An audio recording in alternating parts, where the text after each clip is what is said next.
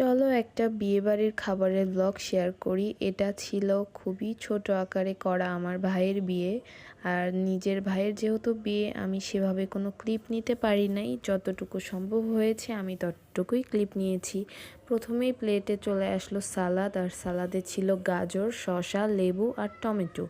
তারপরে অনেকখানি করে পোলাও দিচ্ছিল, আমি না করতেছিলাম তবুও দিচ্ছিল। আর সাথে সাথে দিয়ে গেল একটা ডিম, 2টা মাছ ভাজা। তারা এত খাবারের আয়োজন করেছিল যা একদম বলার বাহিরে। তো মাছ ভাজি দেওয়ার সাথে সাথে আবার চিকেন টিকিয়া দিয়ে গেল। এই টিকিয়াটা অনেক মজা ছিল। এটা বলবো কিভাবে আমি জানি না, বাট আমি 8-9টার মতো টিকিয়া খেয়েছি। মনে হচ্ছিল এই টিকিয়া দিয়ে আমি সম্পূর্ণ ভাত একদম শেষ করে ফেলবো। তো তারপরে ডিম দিয়ে ভাত খাইতে খাইতে আবার চলে আসলো রোস্ট। ওদের রোস্টটা খুবই মজা হয়েছিল। মোট কথা সব খাবারই মজা হয়েছিল। আর রোস্ট আমার এমনিতেও খুব পছন্দ।